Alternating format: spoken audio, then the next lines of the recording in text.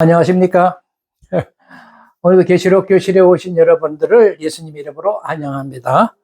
요한계시록 우리가 18번째 시간인데요. 사도 요한을 통해서 예수님이 복음복에 보낸 편지에 대한 내용을 좀 공부하려고 합니다. 그건 계시록 2장 12절에서 17절의 말씀인데 좀 펴보시길 바랍니다. 이 계시록은 정말 이렇게 제대로 잘 공부하시는 게 굉장히 중요합니다. 여러분은 많은 그런 잘못된 그런 가르침들이 우리 주변에 많기 때문에 그런 유튜브에 그런 것들이 많이 떠돌아다닙니다. 그런 거 보시면 안 되고요. 계시록 공부를 제대로 잘 하시면 좋겠어요. 자, 그러면 원래 원문대로 기록한 대로 이제 제가 쭉 한번 읽으면서 우리가 공부할 내용, 그 단어들을, 또 문장들을 이렇게 여기 써놓은 걸 한번 체크를 해보죠. 자, 12절에 보면은, 여러분도 그래도 계시록 2장을 이렇게 펴놓으시면 좋아요. 그렇게 따라오시면 그래도 본문이라는 것이 어떻게 이제 헬라어와 이렇게 구성들이 다른가 또 이해하면서 이해하기가 쉬우니까요. 자, 12절. 버가모에 있는 교회의 천사에게 쓰라. 이렇게 이제 편지를 했고, 양쪽이 날카로운 검을 가진 이가 이같이 말씀하신다. 시작을 양쪽이 날카로운 검을 가지신 이가 시작하신다. 이렇게 이제 12절에 되어 있고, 그리고 13절에 가면은 내가 알고 있다. 네가 사는 곳을, 그것이 사탄의 보좌가 있는, 그리고 네가 나의 이름을 굳게 잡고 있다. 그리고 나의 신실함을 부정하지 않았다. 그리고 그날의 안디바는 나의 신실한 증인이다. 너희 중에 죽임을 당한 사탄이 사는 곳에서. 이렇게 되어 있어요. 그러니까 그곳에 사탄의 보좌가 있는데 그럼에도 불구하고 너희들이 나의 이름을 굳게 잡고 있고 나의 신실함을 부정하지 않았다는 것에 대해서 칭찬을 하죠. 그래서 이름을 굳게 잡고 신실함을 부정하지 않는 그 하나의 예로서 안디바가 등장하는데 안디바가 그렇게 지킴이로서 순교를 했으니까 그가 나의 신실한 증인이다. 그 사탄이 사는 곳에서 이렇게 이제 표현을 하고 있는 걸 볼 수가 있고요. 그 다음 14절에 보면 그러나 나는 네게 반대할 몇 가지를 가지고 있다. 그러나 예? 그러면서 곧 네가 거기서 발람의 교훈을 지키는 자들을 가지고 있다는 것이다. 이스라엘의 아들 앞에 올무를 놓은 것을 발락에게 가르쳤던 우상의 제물을 먹도록 그리고 행음하도록 했다는 겁니다. 예. 발람의 교훈을 지키는 자들이 있는 거예요. 항상 칭찬을 하고 나서 그 다음에 이렇게 책망받을 짓들이 이제 있는 거죠. 이런 발람의 교훈을 지키는 자들을 가르치는 자들이 우상의 제물을 먹게 하고 행음하도록 유도했다는 거죠. 그 다음에 15절에 이와 같이 너도 역시 니골라당의 교훈을 지키는 자들을 마찬가지로 가지고 있다. 역시 발람의 교훈을 지키는 자뿐만 아니라 니골라당의 교훈을 지키는 자도 있다는 거예요. 그러면서 16절에 그러니까 회개하라는 거죠. 회개하라. 그러므로 회개하라. 그렇지 아니하면 내가 네게 신속하게 올 것이다. 그리고 내 입에 겁으로 그들과 싸울 것이다. 회개를 요청하죠. 내가 네게 오겠다. 내가 네게 오겠다라고 하는 것은 그 책망을 하시기 위해서 심판의 해초를 들은 모습이잖아요. 그죠? 그 다음에 이제 17절에 보면 길을 가진 자로 성령이 교회들에게 하신 말씀을 듣게 하라는 거예요. 성령의 교회들에게 하는 말씀을 나는 이기는 자에게 바로 줄 것이다. 이기는 자에게 주는데 뭘 주냐면 감추어진 만나를 주겠다라고 하는 것이고 그걸 주겠다는 것이고 그 다음에 흰돌을 주겠다는 것이고 그리고 그 돌 위에 새겨진 새 이름을 주겠다. 선물로 주겠다. 이것들은 만나와 흰돌 새 이름의 선물은 받는 자 외에는 아무도 없는 알 수 없는 이제 이런 표현으로 문장을 마치고 있습니다. 그러니까 우리가 계시록을 우리가 이제 2장, 3장은 7개에 보낸 편지 내용들인데요. 그 7개의 편지 내용을 공부하는 동안에 여러분들이 놓치지 말아야 할 것은 어떤 교회가 야 칭찬받았지, 어떤 교회가 책망을 받았지 그런 거 살펴가지고 우리 교회 공동체도 칭찬받는 교회의 본을 따르자 그런 생각으로 이걸 공부하시면 안 돼요. 그 2000년 전 교회 시대를 통해서 사탄이 우리 교회 공동체를 어떻게 미혹하고 공격했는지 그런 관점에서 보고 그리고 우리 교회 공동체가 어떻게 그러면 승리를 했는지 그런 관점을 중심으로 해서 우리 계시록을 보셔야 계시록이 주는 의미를 파악할 수가 있어요. 그래야 우리가 최후의 그 종말의 승리를 우리가 교회 공동체가 지킬 수 있으니까요. 자, 그러면 먼저 버가모 교회가 어떤 도시인지, 어떤 문화와 형편과 삶을 살고 있는 도시였는지를 좀 살펴볼 수가 있죠. 살펴봐야 하는데, 그게 그래야 교회 공동체가 처해 있는 형편을 알 수가 있죠. 이 버가모라고 하는 교회는 당시 이제 정치나 종교의 중심지로 이제 알려져 있던 곳이었고, 그래서 이제 제우스를 신으로 또는 무슨 지혜의 여신인, 전쟁의 여신인 그 아테나를 숭배한다든지 또는 술의 신인 그 디오니소스를 또 이렇게 신으로 섬겼고, 의술의 신인 그 아스클레오피스라고 하는 신을, 이 네 신을 수호신으로 이렇게 숭배를 했던 곳입니다. 그리고 그 높은 지대에 보면은 그들을 위한 이런 제단들이 다들 있었어요. 이처럼 다양한 신들을 섬기는 이제 도시였다라고 하는 것인데, 계시록을 쓴 그 요한은 이 버가모 교회 공동체에 편지할 때의 관심은 어떤 데 관심을 두고 이 글을 쓰냐면, 자, 하나님에 대한 예배를 하고 있는 우리 교회 공동체하고 대립적 구조를 가지고 있는 그 로마 제국의 황제를 숭배하도록 하는 이런 두 양면을 놓고서 이 대결의 구도를 가지고서 이 글을 이제 이렇게 쓰고 있기 때문에 거기에 관심을 두고 이걸 쓰고 있어요. 그러니까 그 도시는 그 특별히 그 BC 29년에 그 로마의 황제가 유명한 그 아우구스투스, 줄리우스 시자의 조카 그 아들 같은 그 아우구스투스가 이게 이제 로마 제국의 초대 황제로 등장하면서 그를 위해서 저 신전을 지어가지고 그를 숭배했던 곳으로 유명합니다. 그 이렇듯 그 황제 숭배를 중심으로 하는 정치적, 종교적 그런 그 정황이 우리 버가모에 있는 교회 공동체에게 황제 숭배에 대해서 엄청나게 압박을 가했겠다. 너희들도 황제 숭배를 해야 돼.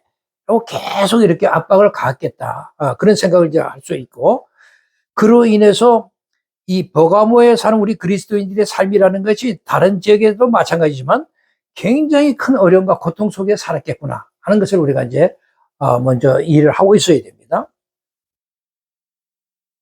이러한 어려운 상황에서 버가모 교회에게 12절에서 첫 말씀을 할 때 그 예수님이 당신을 사도 요한을 통해서 어떻게 당신을 소개를 했냐면, 양쪽에 날카로운 검을 가지신 이가 말씀하신다라고 소개를 해요.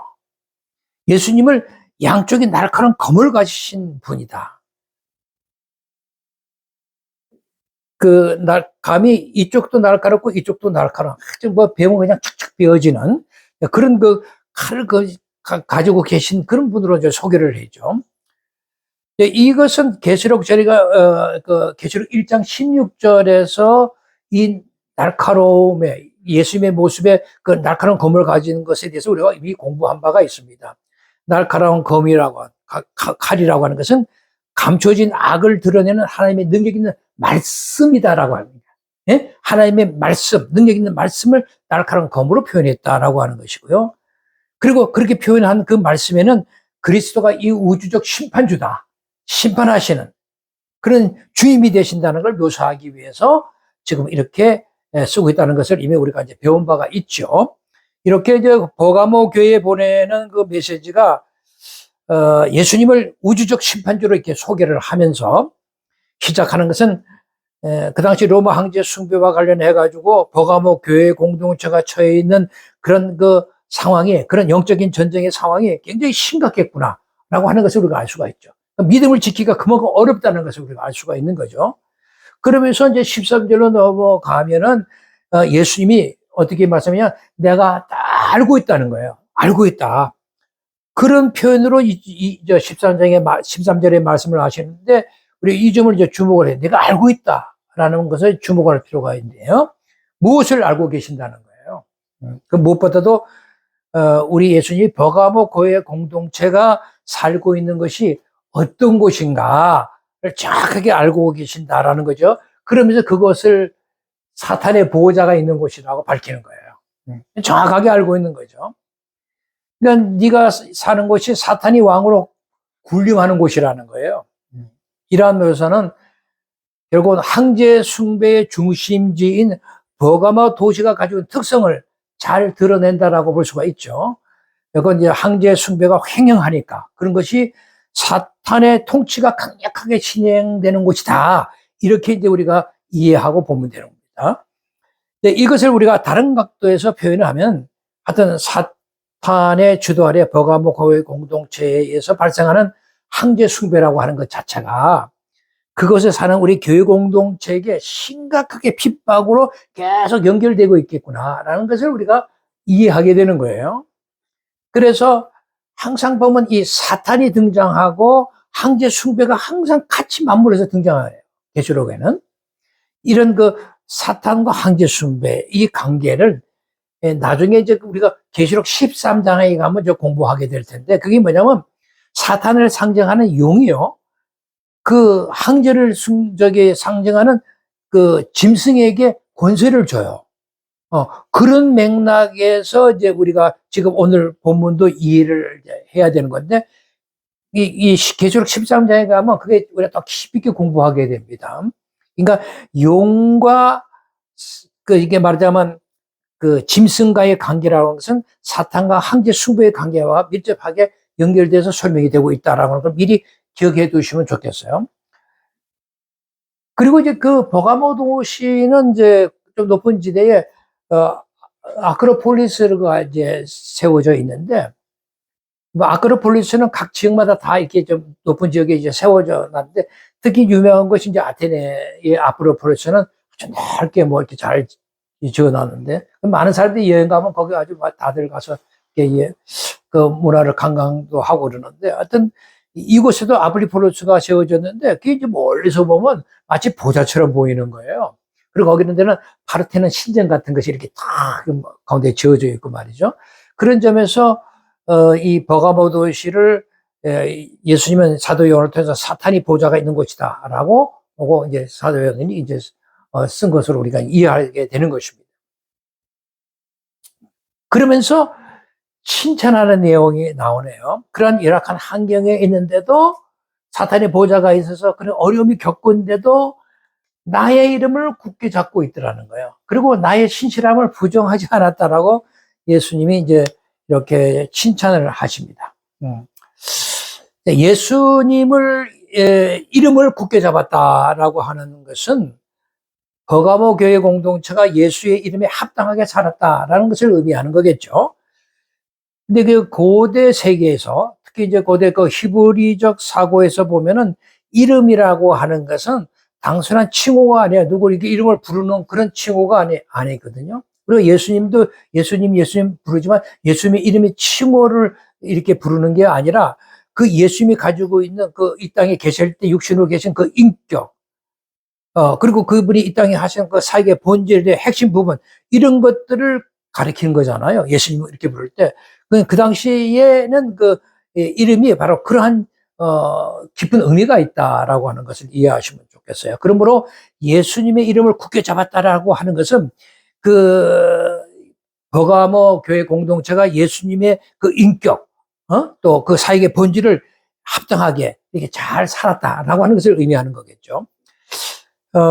우리 그리스도인은 이 세상의 요구대로 그래서 사는 것이 아니라 예수님의 이름, 예수님의 인격, 예수님의 사역에 맞는 합당한 삶을 살자. 그래서 그러한 새로운 정체성이 우리에게 주어졌으니 그 정체성대로 우리가 잘 삶을 살아야 된다라고 하는 것을 꼭 기억해 주시면 좋겠어요. 이것을 이제 버가모 교회 공동체의 처한 환경의 맥락에서 이것을 좀 보면은 예수의 이름을 굳게 잡았다라고 하는 것은 이런 거죠. 그 시대 상황에서 볼 때는 버가모 교회 성도들이 황제 숭배 앞에서도 절대로 굴복하지 않는 자세를 견지했다라고 하는 것을 의미하는 겁니다. 대단한 거죠. 그리고서 또 하나의 칭찬이 등장하는데 그것은 예수님이 나의 신실함을 부정하지 않았다라고 말하는 거예요. 그러니까 버가모 교회 공동체가 예수 이름을 굳게 잡은 것과 예수님의 신실함을 부정하지 않았다라고 하는 것은 버가모 교회 공동체가 처한 그 삶의 정황이라고 하는 것이 정말 예수님의 이름과 그 신실하심을 부정하기 쉬운 그런 그 정황에 있었구나라고 하는 것을 이제 우리가 알게 되는 것입니다. 그런 것에 대한 그 구체적인 예증이 있는데 그 주인공이 바로 이제 안디바가 등장하는 거예요. 안디바를 가리켜서 뭐라고 예수님이 말씀하시면 나의 신실한 증인이다라고 지금 말씀을 하시네요.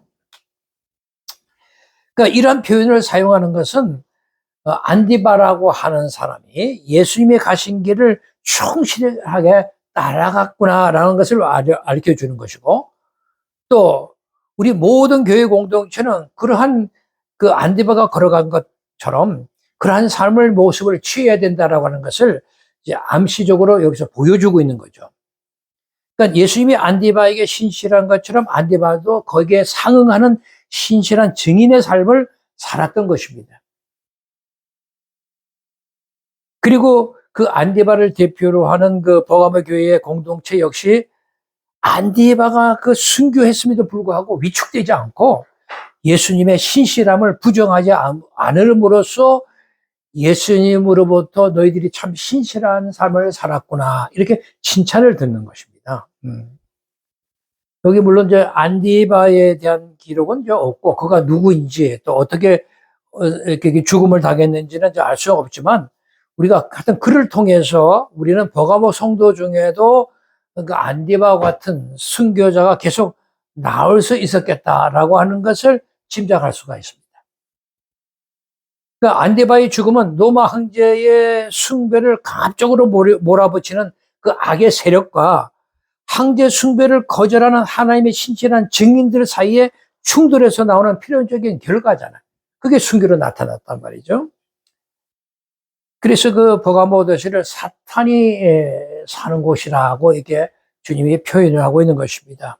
이렇게 사탄이 사는 곳으로 언급한 것을 볼 때 하여튼 이 버가모 교회 공동체의 신앙생활이 굉장히 어렵겠다라고 하는 것입니다. 그러니까 항상 그 우리가 어려움을 처했던 그 교회 공동체가 어떻게 승리해 나갔는지, 또 어떻게 칭찬받고 어떤 것을 책망받았는지를 우리가 이해하면서 우리 교회들은, 우리 현대의 이렇게 편안한 교회들은 어떻게 이 문제를 우리에게 적용할 것인가를 각자 생각해 볼 필요도 있는 거죠. 그래서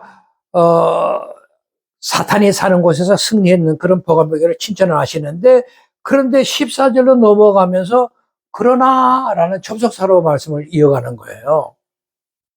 이것은 무슨 말이냐면 앞서 칭찬했잖아요. 그 칭찬이 이제 책망의 내용으로 반전될 것이다 라고 하는 것을 예고하는 거죠. 그런데 그러나 네가 이게 칭찬을 하지만 네가 그러나 책망받을 일이 있다는 거죠. 그러니까 그것은 버가모 교회 공동체가요, 발람의 교훈을 지키는 자들이 있다는 거죠. 발람의 교훈을 지킨다라고 하는 것이 이제 무엇을 의미하는 것일까요? 그것은 이제 구약에서 민수기를 잘 이렇게 이해하신 분들은 알겠지만 선지자로 알려진 그 발람이 자신을 돈을 주고 이렇게 고용했던 모압왕 발락에게 이스라엘을 넘어뜨릴 수 있는 그런 방법을 잘 가르쳐 가지고 이스라엘의 아들들 앞에 올부를 놓게 되고 그래서 우상 제물을 먹게 만들고 행음하게 했다는 것이거든요. 이것은 이제 발람의 교훈이라는 게 이제 그러니까 이 선지자 발람이 모압왕 발락에게 조언한 내용이거든요. 그게 뭐냐면 이스라엘의 모압의 그 우상인 바알볼의 제물을 먹게 했다라고 하는 것이 하나 있고, 그래서 올무를 넣은 거죠. 예?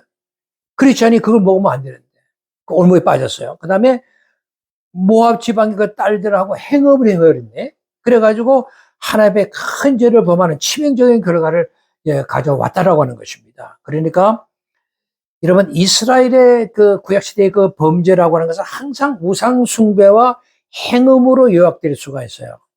행음, 우상숭배, 행음은 항상 같이 이렇게密접한 관계를 가지고 나타납니다. 그러니까 이들은 구약에서 하나님께 범죄하는 대표적인 경우들입니다. 그 행음의 상징적인 의미가 우상숭배로 나타나요. 그러니까 우상숭배 그리고 행음 이것은 서로 밀접하게 항상 연동되어서 늘 이렇게 발생되어 나오는 것을 볼 수가 있습니다. 그래서 민수기 25장 1절 3절에도 보면은 이스라엘 백성들이 모압 여인들과 육체적으로도 행음을 했을 뿐만 아니라 모압의 신인 바알보알에게 경배하는 그런 그 영적인 행음까지도 했다라고 하는 것이거든요.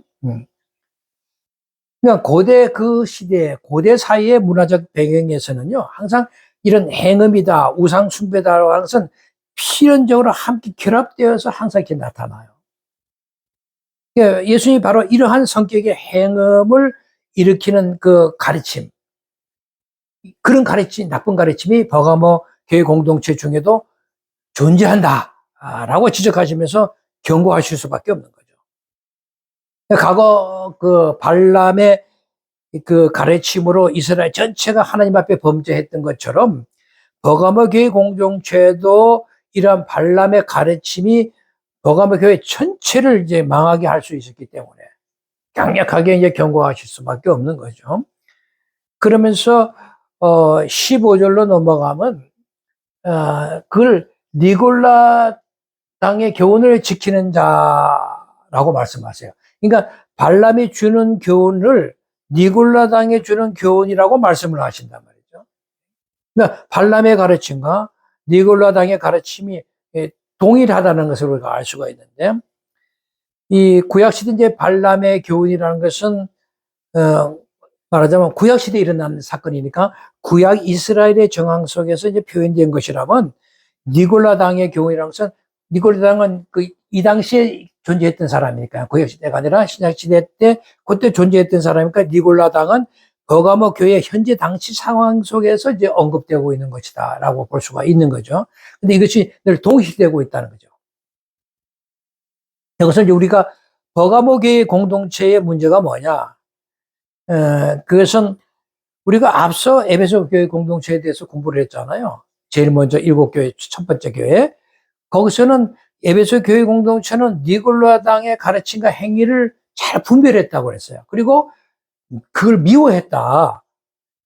그렇게 했던 그 에베소 교회와는 완전히 대조되고 있잖아요, 이게. 그죠? 여기는 실패를 했고요. 그러니까 버가모 교회 공동체에서는 니골라 당의 교훈을 쫓는 자들이 얼마나 잘못된 거짓된 그 가르침에 사로잡혀 있는지를 알 수가 있는 거죠. 참 묘한 거죠. 극심한 로마 황제 숭배의 그런 그 상황 속에서 그 핍박을 받으면서도 예수 이름을 크게 굳게 잡고 예수님의 그 신실함을 부정하지 않고 그렇게 승리했고, 안디바 같은 신실한 자를 이렇게 탄생시킨 교회가 자기 내부 안에 내적인 문제에는 이런 자들이 존재하고 있다는 것이 정말 아이러니하지 않습니까? 안디바 같은 그런 수기자를 배출했던 버가모 교회 공동체. 외부적인 핍박과 도전에는 적절하게 잘 대처를 하고 승리를 했는데, 속에 내부적인 문제에서는 이렇게 처절하게 대처 못하고 쓰러져 가고 있더라는 것입니다. 예수 이름을 굳게 잡고 있는 버가모 교회 공동체의 내부에 발람의 교훈, 니골라 당의 교훈을 쫓는 자들이 있다? 참 아이러니하다는 거 생각을 하게 됩니다. 물론 그렇습니다. 사실 그 당시 버가모 도시라고 하는 것이 신전이 많았던 도시고, 많은 사람이 그 신전에 가서 숭배를 하고 경배하고 이제 그런 제사를 지내고 하는 그런 도시였으니까요. 그리고 그 신전에 가면 여사제들이 많았어요. 그 여사제들은 거의 창기들입니다. 창녀들이었어요. 우상을 섬기고 황제를 섬기는 자들이 이제 이게 제물을 거기 와서 이제 바치고, 그 제물을 바친 고기를 이렇게 서로 나눠 먹고, 그리고는 그 신을 섬기는 거기 그 창기 같은 여사제들하고 이렇게 관계를 가짐으로써 자기가 믿는 그 신에게 온전히 자기를 믿고 있다라고 하는 것을 표현했다라고 생각을 했던 시대니까요. 그런 엉터리 같은 시대였습니다. 이 버가모 교회 공동체는 이제 그런 자들이 들어와 버린 겁니다. 그게 참 문제예요. 제가 전에도 이제 이렇게 무당들이 교회 안에 이게 자리에 들어온 분들을 옛날에 이렇게 좀 봤는데, 그 무당들이 교회 들어오면요, 모든 것이 다 이대로 놓고 지금 예수님의 가르침대로 이렇게 잘 믿어지질 않아요. 무당들이 했던 것처럼 무속적으로 예수님을 자꾸 믿으려고 들어요. 그게 참 문제입니다. 그런 자들이 그 당시 그 교회 공동체에 이제 일원이 돼서 이렇게 들어왔으니, 이들이 들어와가지고 마치 선지자 그 발람이 돈 때문에 이스라엘 백성 팔아먹은 것처럼 자기들도 그냥 자기 입신 양명을 위해서 그냥, 무속적으로. 자기 명예를 위해서 그냥 복에만 관심을 두고 예수님 믿는다라고 이렇게, 그런 자들이 너무 많은 거죠. 오늘날도 그런 사람이 너무 많을까 걱정스럽습니다. 자기 입신양명과 자기 명예를 믿고 자기 잘되기 위해서 그 복을 위해서 예수님을 믿는다? 이건 전혀 기독교가 아니거든요. 그래서 발람의 교훈을 쫓는 자다라고 얘기하시면 됩니다. 그리고 이제 영주주의 영향을 받은 니골라당의 교훈을 지키는 자들이 있었다는 거잖아요. 이것은 이제 이런 경우하고 같습니다. 우리가 예수를 말미암아 구원받아서, 자, 그러니까 이제 마음대로 살아도 하나님 나라 갈 수 있어. 뭐 그렇게 생각하는 자들이 있다는 거예요. 예수님이 우리에게 이렇게 이제 자유를 주셨는데, 이제 좀 막 살았다고 해서 뭐 구원받은 자들이 어디 가겠어? 아무런 뭐 큰 지장 없을 거야. 그렇게 생각하는 자들이 있다는 거죠. 그러니까 그런 자들은, 이 니골라당의 교훈을 지키는 자들이나 뭐 발람의 교훈을 추종하는 자들이나 하여튼 이들이 이런 생각을 했던 것 같아요. 그들은 야 버가모스 교회에 들어와가지고 교회 이제 성도들을 이렇게 보고 야 그런 우리 이 도시에 우상 숭배하는 그런 축제 같은 걸 막 이렇게 열고 하는데 그런 거 참여하는 거는 그거는 그냥 어느 정도 우리가 이 도시에 살면서 이 도시 사는 문화적인 적응을 해 나가는 것이고 또 이것은 이제 이 도시에 사는 사람으로서의 어떤 사회적인 책임의 차원에서 그 정도는 우리가 참여해도 괜찮아 라는 식으로 접근한 것이거든요. 하나님에 대한 우리 믿음은 있잖아. 괜찮을 거야 이런 거죠. 옛날에 일제시대 때 여러분 우리 그 성직자들이 신사 참배한 거 아십니까? 뭐 되게 이제 역사는 아시는 분들이 되게 다 알겠죠. 그냥 뭐 그 당시 신사 참배 그거 뭐 우상 숭배가 아니라 뭐 우리가 사회적인 그냥 그 시대의 일제 사회에 사니까 사회적인 책임 정도로 문화적인 적응 정도로 생각하고 그 정도 참여하는 것은 뭐 큰 문제 없을 거야. 그러고 가서 신사 가서 절하고 그런 거 아닙니까? 이게 보통 문제가 아니에요. 그러니까 그런 식으로 은근히 막 타협해가는 그런 식이 되면은 완전히 교회 공동체가 무너지는 겁니다. 제가 볼 때 오늘날에 이러한 논리를 가지고 가르치는 거짓 교사들이 분명히 우리 주변에 많이 있을 거예요. 조심하셔야 됩니다. 지금 뭐 이러한 논리는 아마 구원파들의 교육도 좀 이런 내용들이 좀 있는 것 같고 자유주의 학파들의 내용들도 이런 것 좀 발견할 수가 있어서 하여튼 우리 순수한 믿음을 가진 우리 성도들을 기만당할 수 있으니까 조심할 필요가 있어요.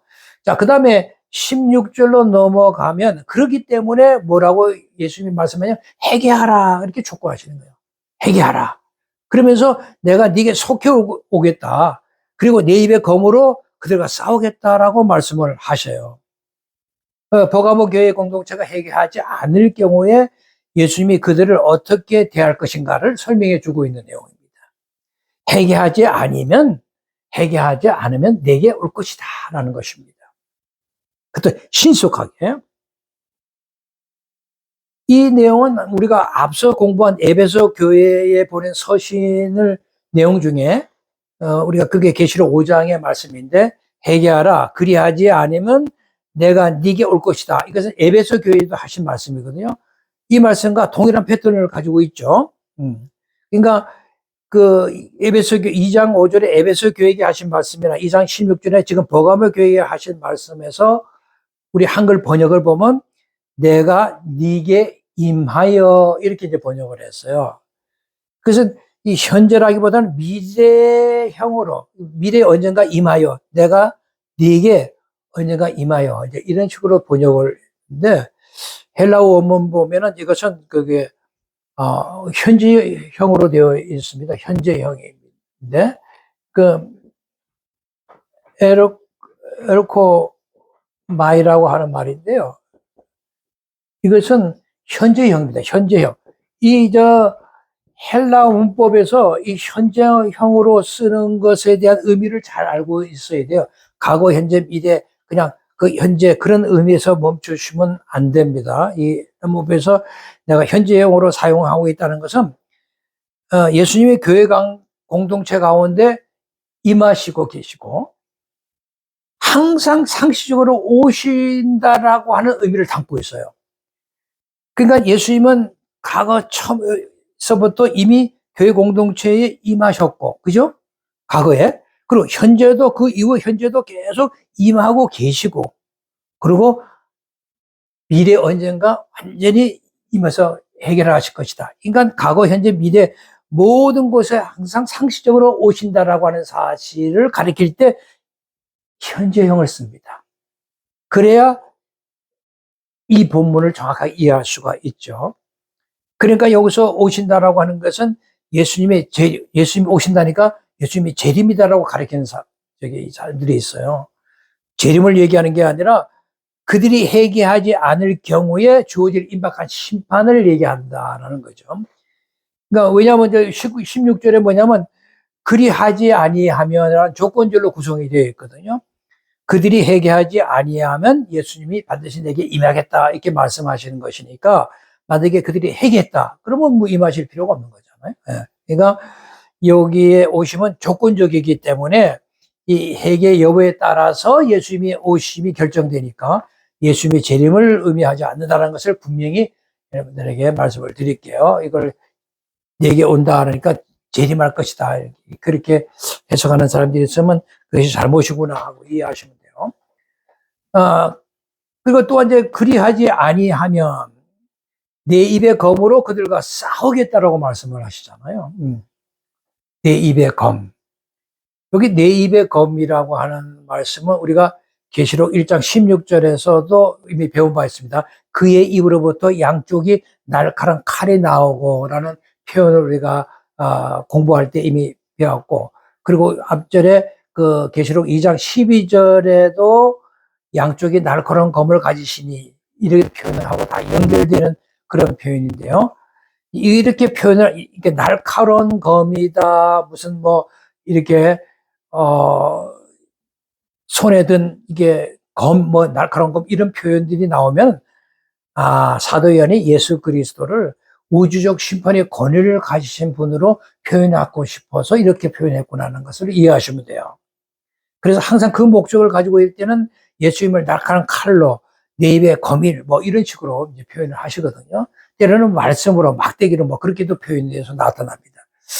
자, 그러면 이제 마지막으로 들어가겠네요. 마지막에 들어가면은 이기는 자에게 주어지는 이제 약속이 있는데요. 성경의 말씀과 그 종말적인 약속의 그림이 여기서 펼쳐지는데 그것은 이기는 자에게 주어지는 것은 감추어진 만나를 주겠다는 것이고 그 다음에 흰돌을 주고 받는 자가 아무도 알 수 없는 새 이름을 주겠다라고 하는 이 세 가지 약속이 주어집니다. 그러면 여기서 먼저 이기는 자에게 주어지는 그 감추어진 만나 문구를 한번 생각해 보죠. 그냥 만나가 아닙니다. 감추어진 만나라는 표현에 주목을 해야 돼요. 왜 감추어진 만나라고 말씀을 드리냐면 예수님이 이렇게 만나를 감추었다는 표현을 이렇게 사용하심으로써 이기는 자로 하여금 그러니까 그 이기는 자라고 하는 것은 여러분 이 버가모 교회 공동체가 로마 숭배를 거절하고 이제 이기는 자를 말하잖아요. 그리고 발람의 교훈이나 니고라다의 경우를 지키지 않고 그걸 거절하는 자들을 말한다. 그들을 이기는 자라고 얘기해요. 그러니까 그냥 이렇게 그 공동체 안에 있다고 구원보다는 이기는 자에게 주어지는 선물이라는 것을 꼭 기억해 주시면 좋겠어요. 그래서 그 이기는 자로 하여금 이미 도래한 메시아 시대가 언젠가는 완성될 것이다. 그걸 기대하면서 그 완성될 시기에 주실 그 진정한 축복을 참여하도록 우리를 이렇게 초대하시기 위해서 감춰진 만나라고 하는 거죠. 눈에 보이는 것보다 감춰진 만나를 우리가 쫓아가는 모습으로. 예? 그렇게 연결해서 예수님 우리를 초대하고 있다는 것을 우리가 생각할 수가 있고, 그리고 여기에 문맥을 봤을 때 이제 만나라는 주제가 등장하는 것은 이스라엘 백성들이 광야 여행 중에 발람의 거짓 그 가르침을 인해서 발생했던 그 사건과 관련돼서 이런 말씀이 나온 것인데, 이스라엘이 발람의 교훈을 쫓았어요. 그래서 우상의 음식을 먹었잖아요. 근데 그런 걸 참여하지 말고 하나님이 주시고 공급하시는 그런 만나, 하나님의 말씀에 의존하도록 이렇게 가르쳤는 것처럼 이 버가모 교회 공동체 역시도 행음하고 우상 제물을 먹게 하되는데, 그런데 쫓아가지 말고 끝까지 승리해서 감춰진 만나, 진정한 그 하나님의 말씀, 그 생명의 말씀, 그거를 먹어야 산다라고 하는 것을 지금 얘기하는 거죠. 그래서 감춰진 만나라는 표현을 하고 있습니다. 여기서는 이제 사도 요한이 누가 베푼 잔치에 참여할 것인가를 지금 우리에게 묻고 있는 거예요. 누가 이 하나 주님이 베푼 잔치에 참여할 것인가? 바로 감춰진 만나를 선물 받은 자에게 주어진다는 것입니다. 예수님의 생명의 떡, 말씀의 잔치에 참여할 것을 그래서 요구하는 거죠. 그리고 이기는 자에게 주어지는 두 번째 약속이 뭐냐면 흰돌입니다. 흰돌이 제시되고 있는데, 흰돌이 그럼 도대체 무엇을 의미하는 것일까? 여기 이제 두 가지를 고려해서 우리가 생각을 해야 돼요. 이제 흰돌, 하나는 뭐냐면 고대 당시에는 흰돌은 무죄 선고를 할 때 이 흰돌을 사용했어요. 무죄 선고를 의미하는 거죠. 그러니까 고대 시대에 재판할 때 배심원들이 무죄와 유죄를 결정할 때 흰돌과 검은돌을 놓고서 사용을 했거든요. 그러니까 사도 요한이 그런 배경을 너무나 잘 알고 있는 그런 상황에서 흰돌이라는 표현을 사용했다는 것은 다음과 같은 의도가 이제 있었겠죠.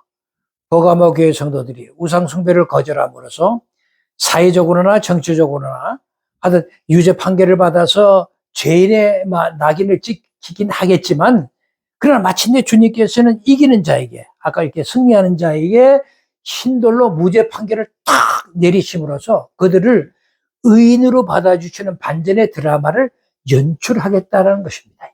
얼마나 멋있습니까? 참 멋있는 얘기잖아요. 그리고 제가 그 당시 그 묵시문학을 이렇게 글을 쓴 사람, 저자들을 긁어보면 항상 신세계라는 표현을 사용할 때는 승리, 무슨 영광, 뭐 그런 의미로 항상 다 사용하고 있는 걸 볼 수가 있어요. 그러니까 이 신세계라는 것은 항상 그런 그 의인으로서 반전의 드라마를 연출하는 그런 그 예수님의 멋진 승리의 모습을 보여주고 있는 것이죠.